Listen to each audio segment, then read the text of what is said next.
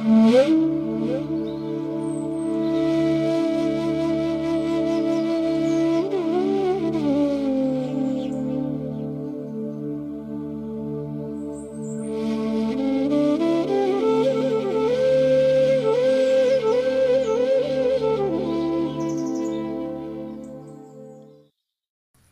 নিরঞ্জনং নিত্যমনন্তরূপং ভক্তানুকম্পাধৃতবিগ্রহং বৈ ঈশাবতারং পরমেশমিড্ডং তং রামকৃষ্ণং শিরসা নমামি। নমস্কার। শ্রী শ্রী ঠাকুর, শ্রী শ্রী মা এবং স্বামীজি মহারাজের রাতুল চরণে ভুলুণ্ঠিত প্রণাম নিবেদন করি। প্রাণারাম বাংলা ইউটিউব চ্যানেলে সম্প্রচারিত সৎকথায় প্রতিদিনের মনন এই ধারাবাহিক অনুধ্যানে আমরা শ্রী শ্রী রামকৃষ্ণ কথামৃতের ত্যাগ এই প্রসঙ্গে আজকে স্মরণ করব। শ্রী রামকৃষ্ণ কথামৃতের একটি বিশেষ সংখ্যা ধ্রুপদী এসোনা থেকে প্রকাশিত হয়েছে এবং সেখানে বিখ্যাত বিদগ্ধ লেখক এবং বহু সন্ন্যাসীদের সান্নিধ্য করা মানুষ প্রয়াত অহিভূষণ বসু মহাশয় একটি অসাধারণভাবে আমাদের প্রবন্ধ উপহার দিয়েছেন, যে শ্রী শ্রী রামকৃষ্ণ কথামৃতের ত্যাগ, সেটি নিয়েই আজকে আমাদের মনন।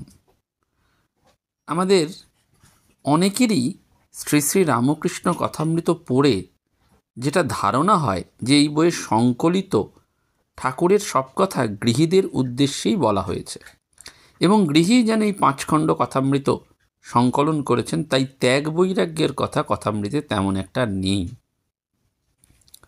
তা কিন্তু নয়।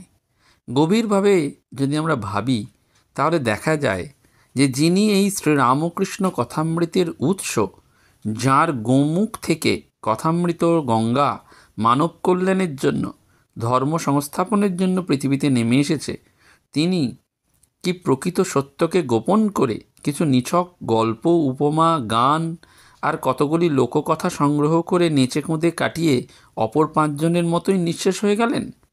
আর তাকেই কি আমরা বলবো অবতার? অবতার তো তারণ করতে আসেন, অবতরণ থেকে অবতার।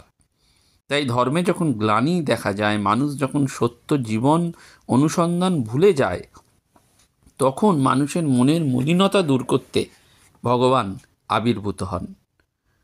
তাই ঠাকুর তিনিও সত্যকে মানুষের জীবনযাত্রার অনুকূল করে বলে গেছেন আর নিজের জীবনে দেখিয়ে গেছেন তার অনুশীলন। তাই ঠাকুরের জীবন প্রতিটা কাজের নজির। ত্যাগ আদর্শ জীবনের বা ঈশ্বর লাভ পথের একমাত্র আশ্রয়। আমাদের বেদ, উপনিষদ, গীতা বারবার এই কথাই স্মরণ করিয়ে দিয়েছে, ত্যাগে নৈক অমৃতত্ব মানসু, অর্থাৎ ত্যাগ ছাড়া ঈশ্বর লাভ অসম্ভব। কিন্তু এই অসম্ভব জেনেও ঠাকুর কথামৃতে ত্যাগের কথা উচ্চ রেখেছেন। এ কথা ভাবা যায় না। শ্রী শ্রী রামকৃষ্ণ কথামৃতে কীভাবে ত্যাগের কথা আছে সেটি আমরা স্মরণ করি। ভগবান শ্রীকৃষ্ণ যেমন বিষাদ যোগ থেকে মোক্ষ যোগ, এই 18 অধ্যায়ে কত যোগের মধ্যে দিয়ে জ্ঞান, কর্ম, রাজযোগ, সন্ন্যাস যোগ, বিভূতি যোগ, অক্ষর ব্রহ্মযোগ, বিশ্বরূপ যোগ দর্শনের কথা বলেছেন। অধ্যাত্ম বিষয়ের এমন কিছু যোগ নেই যা তিনি বলেননি, সব বলেছেন। যোগ মানে ঈশ্বরের সাথে যুক্ত হওয়া। কিভাবে যুক্ত হওয়া যায়? গীতাতে আমরা দেখছি অসংখ্য যোগ, কিন্তু ভগবান শ্রীরামকৃষ্ণের মুখে আমরা শুনলাম গীতা 10 বার বললে ত্যাগী হয়। গীতার সার কথা হচ্ছে ত্যাগী, অর্থাৎ হে জীব, সংসার আসক্তি ত্যাগ করে ঈশ্বরে আসক্তি করো, জীবন মুক্ত হও। তুমি মানুষই থাকবে, সংসার থাকবে, কিন্তু সংসারই তুমি থাকবে না। অর্থাৎ মানুষের জীবন ধারণের জন্য যতটুকু সংসার দরকার সেটুকু তো থাকবে, কিন্তু জীবনের মুখ্য উদ্দেশ্য হচ্ছে অমৃতত্ব লাভ। সেটির জন্য চাই সংসার আসক্তির পূর্ণ ত্যাগ। ঠাকুরের মানসপুত্র স্বামী ব্রহ্মানন্দজি রাজা মহারাজ খুব সুন্দর করে বলতেন, তুমি যদি তোমার শরীর, মন, জগৎকে দাও তাহলে সব নিঃশেষিত হয়ে যাবে, আর যদি ভগবানকে দাও তাহলে সেটা ফুলে ফেঁপে উঠবে। আমরা যারা সংসারী মানুষ, গৃহস্থ মানুষ, প্রতিদিনের জীবনযাত্রায় যদি সংসারকে সাক্ষী রূপে দেখেন, অর্থাৎ কখনো কখনো নিজেরা এই মনন করতে করতে ভাবুন যে আপনি বাইরে বসে থাকা একটা মানুষ আর নিজেকে দুভাবে ভাগ করে নিন। আপনি একটা ভাবে সংসারের মধ্যে রইলেন, আর একটা ভাবে আপনি নিজেই সংসারকে বাইরে থেকে দেখছেন। যখন আপনি বাইরে থেকে দেখছেন তখন কিন্তু আপনার একটি অংশই সংসারের মধ্যে রয়েছে। দেখুন আপনার সাথে সারা দিন কত রকম কি কাণ্ড কারখানা ঘটছে। সেখানে আপনি দুঃখ পাচ্ছেন, সেখানে আপনি কখনো কাঁদছেন, সেখানে আপনি কখনো চোখের জল ফেলছেন। কত মানুষের আশা, দ্বন্দ্ব, আঘাত এসবের মধ্যে দিয়ে আপনাকে যেতে হচ্ছে। দিনের শেষে কি হচ্ছেন? আপনি রিক্ত, শান্ত, পরিশ্রান্ত হয়ে যাচ্ছেন। সেজন্য ওই রাজা মহারাজ বলছেন, যদি তুমি সংসারকে দাও, জগৎকে দাও, তাহলে নিঃশেষিত হয়ে যাবে। সেই জন্য এই মানুষের জীবন ধারণের জন্য যতটুকু দরকার সেটুকু, কিন্তু সংসার আসক্তির পূর্ণ ত্যাগ দরকার। ত্যাগ বলতেই আমরা প্রথমে বুঝি সংসার ত্যাগ, কর্মত্যাগ। হাত পা গুটিয়ে জড়পিণ্ড হয়ে থাকা নয়, সেটি নয়। আসলে যে অনন্ত শক্তি ভগবান মানুষকে দিয়েছেন, দেহ মনকে চালনা করে মানুষ যেন তার জীবনকে সফল করতে পারে, তাদের উপযুক্ত ব্যবহার করতে পারে। সেজন্য ঠাকুর একঘর ভক্তদের বলছেন, কর্ম কেউ জোর করে ত্যাগ করতে পারে না। অর্থাৎ আমরা মুখে বলি আমরা চাকরি ছেড়ে দেবো, আর সংসার ভাল লাগছে না, কিন্তু হবে না, জোর করে পারা যাবে না। যখন একবার হরি বা রাম নাম করলে রোমাঞ্চ হয়, অশ্রুপাত হয়, তখন নিশ্চয়ই যেন যে সন্ধ্যাদি কর্ম আর করতে হবে না। অর্থাৎ ভগবানের নাম করলে তোমার চোখের জল পড়বে, দ্যাট ইজ দ্য কন্ডিশন কর্মত্যাগের। এবং সেই জন্য বলছেন তখন কর্মত্যাগের অধিকার হয়েছে, কর্ম আপনা আপনিই ত্যাগ হয়ে যাবে। অনেকেই বলেন বৃদ্ধ বয়সে এত বৃদ্ধ হচ্ছে, বয়স হচ্ছে, তাও তো কর্ম কমছে না। কারণ অর্থাৎ শ্রেষ্ঠ যে ত্যাগের কথা, সেটা দিয়েই কথামৃত শুরু। আর মাস্টারমশাই সেই ত্যাগের কথাই প্রথম শুনেছিলেন। প্রকৃত ত্যাগের অধিকারীকে জীবন ধারণের জন্য কর্ম আছে, কর্ম ঈশ্বর লাভের জন্যও আছে। যে কোনো কর্মই ইচ্ছা হলো আর ত্যাগ করলাম, ভালো লাগলো না ছেড়ে ছড়ে দিয়ে বললাম আমি সব ত্যাগ করেছি, এতে ত্যাগী সাজা যায়, প্রকৃত ত্যাগী হওয়া যায় না। তাই প্রথম দিন মাস্টারমশাই যখন বলছেন কর্মত্যাগে কখন মানুষের অধিকার, সেই বিষয়ে যে কথাগুলো শুনলেন সেটি হচ্ছে ঈশ্বরের জন্য বিধিবাদীয় কর্ম, অর্থাৎ প্রকৃত ঈশ্বর ভক্তি বা ভালোবাসার জন্যে যে প্রস্তুতি, তার জন্য বিধি অনুযায়ী কতগুলো কর্ম করতে হয়। এইগুলি করলে ঈশ্বরে ভালোবাসা, অনুরাগ, ভক্তি, প্রেম আসে, তখন আর এই কর্মের প্রয়োজন থাকে না। একটা উপমা দিলেন ঠাকুর, একেবারে ঘরোয়া উপমা। বলেন একজন ওস্তাদ খুব ভালো গান বাজনা করেন, গান গাইবেন, আসর তৈরি হয়েছে, সকলেই তার গানের কথা বলছেন, কত কথা। এমন সময় তিনি এসে যখন পড়লেন তখন আর একটা কথাও নেই, কেবল তাকে দেখেই আনন্দ। যাকে এতক্ষণ পাবার জন্য, দেখার জন্য ব্যাকুল হয়েছিল সকলে, সে যখন এসে গেছে তখন আর কোনো কথা নেই। কর্মর ক্ষেত্রেও তাই, কর্ম যার জন্যে করা তাকে পেলে আর দরকার নেই। অর্থাৎ কখন কর্মত্যাগ হবে? যখন ভগবান লাভ হবে। দ্বিতীয় দর্শনের দিন তাই ঠাকুর নিজেই বলছেন, সংসারী গৃহী যারা বিবাহ করেছে, ছেলেপুলে হয়েছে, তাদের বিশেষ কর্তব্য হচ্ছে সংসারের দায়িত্ব পালন করা, স্ত্রী পুত্র তাদের ভরণ পোষণ করা। এই সকল কর্ম দায়িত্বহীনের মতন অবহেলা করাকে কর্মত্যাগ বলে না। এটা ভণ্ডামি বা অন্যায়, এটা মনুষ্যত্বহীনের কথা। যে আশ্রমের দায়িত্ব গ্রহণ করেছে, সংসারী হোক বা সন্ন্যাসী হোক, তাকে নিজ নিজ আশ্রমের সকল কর্ম করতেই হবে, তবে সে উন্নত কর্মের অধিকারী হবে, তার আগে নয়।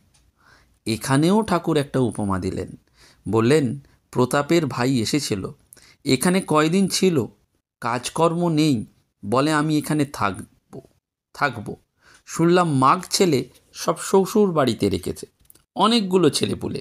তখন বলছেন যে আমি বললুম দেখো দেখি ছেলেপুলে হয়েছে, তাদের কি আবার ওপাড়ার লোক এসে খাওয়াবে দাওয়াবে মানুষ করবে? লজ্জা করে না? মাগ ছেলেদের আর একজন খাওয়াচ্ছে। আমরা অনেক বকলুম, আর কর্ম কাজ খুঁজে নিতে বললুম। শ্রীরামকৃষ্ণের নিজ মুখের তিরস্কার দায়িত্ব জ্ঞান শূন্য হওয়া ত্যাগ নয়, দায়িত্ববোধ হচ্ছে মনুষ্যত্ব। হুঁশ হারিয়ে মানুষ হওয়া যায় না, আর মানুষ না হলে তার জীবনের যে উদ্দেশ্য ভগবানকে লাভ করা কিছুতেই আদর্শ হিসাবে গ্রহণ করা যায় না। বলেছেন ঠাকুর, যার এখানে আছে তার সেখানে আছে। যার কর্মে নিষ্ঠা নেই, সে যে কর্মই হোক সে কি করে ঈশ্বর লাভ করবে? রাজা মহারাজের মন্ত্রশিষ্য ছিলেন স্বামী দেবানন্দজি। অপূর্ব সুন্দর রাজা মহারাজের সাধন জীবন নিয়ে তিনি একটি খুব ছোট্ট পুস্তিকা লিখেছেন। এই আসন্ন রাজা মহারাজের জন্মতিথির দিন যদি ওই সাধন পুস্তকটি আমরা পাঠ করি তাহলে আমাদের জীবন ধন্য হয়ে যাবে। সাধন প্রসঙ্গে রাজা মহারাজ, খুব ছোট্ট একটি পুস্তিকা। সেই দেবানন্দজি কাশীতে হরি মহারাজের সান্নিধ্য লাভ করেছিলেন। হরি মহারাজ ব্রহ্মজ্ঞ পুরুষ। দেবানন্দজি প্রত্যেক দিন তাকে প্রণাম করেন আর মনে মনে ভাবতে থাকেন যে এরকম ব্রহ্মজ্ঞ পুরুষের যদি সেবা করতে পারতাম, এটা মনে ভেবেছেন, খুব ইচ্ছাও তার। ঘটনাক্রমে হরি মহারাজের তখন শরীর এমনই ছিল যে তাকে বিশেষ রান্না করে পথ্য দিতে হতো।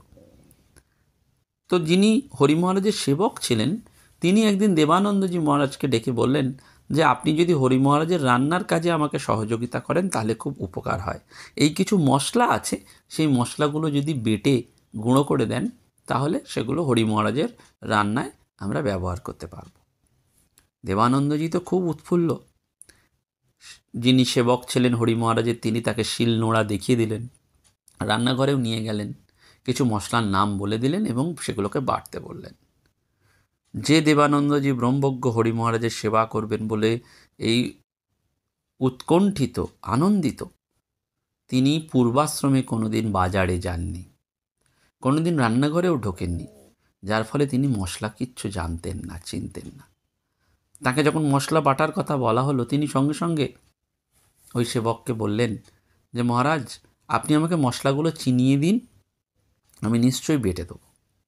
সেবক কিছু বললেন না, তার কাছ থেকে শিলনোড়াটি কেড়ে নিলেন এবং মনে মনে ভাবলেন যে দেবানন্দজি যেহেতু উচ্চ ঘর থেকে এসছেন তাই কাজের এই অছিলায়, মানে মশলা বাটার অছিলায় তিনি এই সমস্ত করছেন, তার আর মশলা বেটে লাভ নেই। এদিকে এই সেবা অধিকার পেয়েও তিনি বঞ্চিত হলেন। মনে খুব দুঃখ। হরি মহারাজের কাছে যান প্রণাম করতে, হরি মহারাজ কিচ্ছু বলেন না, একেবারে চুপ করে থাকেন। 3 দিন হওয়ার পর দেবানন্দজি চোখ দিয়ে জল এসে গেল, তিনি আকুল নয়নে কেঁদে ফেললেন। হরি মহারাজকে বললেন মহারাজ আপনি ব্রহ্মজ্ঞ, আপনার অজানা কিছু নেই, আপনার সেবক নিশ্চয়ই আমাকে বলেছেন, কিন্তু সত্যি কথা আমি মহারাজ মশলা চিনি না, আমি কি করে বাটবো? মশলাগুলোর নাম বলে দিলে তবে আমি নিশ্চয়ই বেটে আপনাকে রান্নায় সেগুলি ব্যবহার করার জন্য সাহায্য করব।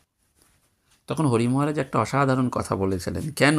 এই যে ঠাকুর যেটি বারবার বলছেন যে মানুষ না হলে জীবনের উদ্দেশ্য যে ভগবান লাভ করা যায় না, তখন হরি মহারাজ বলছেন তুমি মশলাই যদি চিনতে না পারো তাহলে ভগবান এলে তাকে চিনবে কি করে? অর্থাৎ ভগবান তোমার কাছে আসবে, তুমি চিনে ফেলবে, অথচ বাস্তব জগতের মশলা চিনতে পারছো না। আর দ্বিতীয় কথাটি বললেন যে তুমি আমাকে বললে যে আমি ব্রহ্মজ্ঞ, তুমি বুঝলে কি করে যে আমি ব্রহ্মজ্ঞ পুরুষ? অর্থাৎ বোঝাতে চাইলেন একজন ব্রহ্মজ্ঞই কেবল আরেকজন ব্রহ্মজ্ঞকে বুঝতে পারে, নতুবা অন্য কেউ ওই ব্রহ্মজ্ঞ পুরুষকে বোঝার অধিকারী হতে পারে না। ওই জন্য ঠাকুর বললেন শ্রীরামকৃষ্ণ যার এখানে আছে তার সেখানে আছে। অর্থাৎ যার কর্মে নিষ্ঠা নেই সে যে কর্মই হোক না কেন সে কি করে ঈশ্বর লাভ করবে, যেটা তার শ্রেষ্ঠ কর্ম। তাই ত্যাগ মন্ত্র নয়, ত্যাগ একটা পূর্ণাঙ্গ জীবন, এবং এই জীবনের জন্য চাই প্রার্থনার মতন একটা উপাসনা।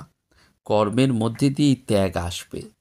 শ্রী শ্রী রামকৃষ্ণ কথামৃতে শ্রীমর প্রথম এবং দ্বিতীয় দর্শনের দিন ঠাকুর এই ভাবটির মধ্যে দিয়ে যেন চালচিত্রের মতন ত্যাগের রেখারূপের আভাস দিলেন। তাই কথামৃতের মধ্যে দিয়ে প্রকৃতপক্ষে ঠাকুর ত্যাগের শিক্ষাই দিয়েছেন। কর্মযোগী যাঁরা তাদের শিখিয়েছেন সংসারের সকল কর্ম করে কি করে ত্যাগী হতে হবে। জ্ঞানী যারা অর্থাৎ যাদের ভোগ বাসনা নেই তাদের শিখিয়েছেন জ্ঞানের পথে বিচারের মধ্যে দিয়ে ত্যাগী হতে হবে। তার নিজের জীবনই এই কথার বড় ব্যাখ্যা। ঠাকুর ত্যাগীর বাদশাহ। ওই গানে আছে না, ত্যাগীশ্বর হে নরবর। সেই রকম স্বাভাবিক ত্যাগ ইতিপূর্বে কেউ দেখেনি। কেবল টাকা মাটি, মাটি টাকা বলেই জলে ফেলে দিলেন। মাটি এবং টাকাতে সমান আসক্তি জ্ঞান করলেন। গায়ে কোনো ধাতু দ্রব্য লাগলেই অঙ্গ প্রত্যঙ্গ তার বেঁকে যেত। স্ত্রীলোকের স্পর্শে সমস্ত ভাব মুহূর্তে শিশুর মতন হয়ে যেত। কোনো জিনিস সঞ্চয় করার উপায় ছিল না। শ্রীযুক্ত শম্ভু মল্লিকের বাগান বাড়ি গেছেন, খুব পেট খারাপ। শম্ভু মল্লিকের বাড়ির লোকের একটু আফিং দিয়েছেন, খেলে পেটের অসুখ সেরে যাবে। ঠাকুর হাতে করে নিয়ে কালী মন্দিরে নিজের ঘরের দিকে ফিরছেন, কিন্তু পথ আর দেখতে পাচ্ছেন না। উল্টো পথে পা স্বাভাবিকভাবে চলে যাচ্ছে।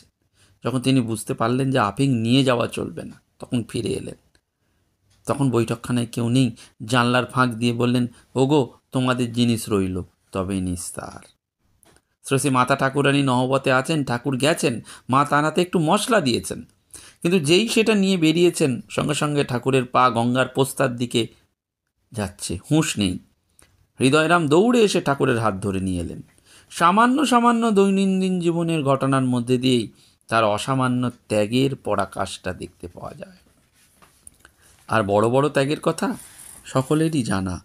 ঠাকুর বিবাহ করেছেন, স্ত্রীর সঙ্গে কেবলই ঈশ্বরীয় সম্বন্ধ, আর অন্য কোনো সম্বন্ধ নেই। মানুষ যেখানে আমি অহংকারে পূর্ণ, সেই আমি কোনোদিন ঠাকুরকে স্পর্শ করেনি। শুধু তুহু অর্থাৎ মা তুমি। আমি খাই দাই আর বগল বাজাই, আমার মা সব জানেন। আমিই সংসার, আমি মরলে ঘুচিবে জঞ্জাল। যে আমি সংসার করে, অহংকার করে, সে বজ্জাত আমি। তাহলে ত্যাগ যদি করতে হয়, সেই বজ্জাত আমিকে ত্যাগ করতে হবে। আর যে আমি ঈশ্বরের দাস, সে আমিতে কোনো দোষ নেই। ত্যাগ যতক্ষণ স্বভাবসিদ্ধ না হয়, ততক্ষণ কর্ম আছেই, ততক্ষণ আমি দৌরাত্ম্য থাকেই। সহজে ভয় যায় না, তেমনি অহংকারও সহজে যায় না। ঠাকুরের ছিল সহজ ত্যাগ। সিঁথির মহেন্দ্র পাল রামলাল দাদার হাতে 5টি টাকা দিয়ে গেছেন ঠাকুরের সেবার জন্য। ঠাকুর ভীত হয়ে জিজ্ঞেস করছেন, কাকে দিয়েছে, আমাকে না তোর খুড়িকে? রামলাল বলছেন, না, আপনাকে। ঠাকুরের একবার মনে হলো যে দুধের পয়সাটা এর থেকে দেওয়া যাবে, কিন্তু তা কি হয়? কারণ তার যে সন্ন্যাসীর মন। ভীষণ যন্ত্রণা শুরু হলো, ঘুম নেই। জেগে উঠে বললেন, ওরে রামলাল, সকালে উঠেই টাকাটা দিয়ে আয়, আমি আর সহ্য করতে পারছি না। সকালে টাকাটা দিয়ে আসলে তবে ঠাকুরের শান্তি। একেই শাস্ত্রে বলছে, ঊর্ধ্বে সৌরতম। সমস্ত ইন্দ্রিয় গ্রন্থিতে ত্যাগ, অস্থিমজ্জায় ত্যাগ। এই শ্রীরামকৃষ্ণ। তিনি কি শিক্ষা দিচ্ছেন? ত্যাগ দরকার নেই, ঈশ্বরকে দরকার আছে, তা কিন্তু নয়। সেজন্য শ্রীরামকৃষ্ণ কথামৃতে তিনি কোন ত্যাগের কথা বলছেন? 1882 28 অক্টোবর সিঁথির ব্রাহ্ম সমাজে ঠাকুর এসছেন। শিবনাথ শাস্ত্রী সহ অনেক বিশিষ্ট ব্রাহ্ম ভক্ত এবং নেতারা উপস্থিত। তাদের লক্ষ্য করে ঠাকুর বলছেন সুন্দর কথা, সংসারী লোকেদের যদি বলো যে সব ত্যাগ করে ঈশ্বরের পাদপদ্মে মগ্ন হও, তা তারা কখনো শুনবে না। ঠাকুর এই কৌশলটি জানতেন। সংসারী মানুষ, তাদের ওই আফিংয়ের মৌতাত লেগেছে, তারা এই সংসারের মৌতাতে মজে রয়েছে। তাই তাদেরকে ত্যাগের কথা বললে তারা কখনো শুনবে না। ঠাকুর এটা জানতেন। ঠাকুরের একটাই উদ্দেশ্য তাই ছিল, যে এই সংসারী মানুষ জানুক যে দেহসুখ, টাকা, মান, যশ এসব জীবনের উদ্দেশ্য নয়। ঈশ্বরের ভক্তি, ভালোবাসায় তাকে লাভ করাই হচ্ছে জীবনের উদ্দেশ্য। তাই শ্রীকৃষ্ণ গীতায় যা বলছেন, অনিত্যম সুখম লোকমিবম প্রাপ্য ভজস্ব মাম। সুখ এবং দুঃখ 2-1 দিনের জন্য, এটি দৃঢ় করে জানো। এই জানাতে যখন আসবে, তখনই তার চেতনার প্রসারণ হবে। আমরা আজকের পর্বে এইটুকু স্মরণ করলাম। আগামীকাল আমরা আবার দ্বিতীয় পর্বে শুনব শ্রীরামকৃষ্ণ কথামৃতে ত্যাগের কথা। নমস্কার, ধন্যবাদ।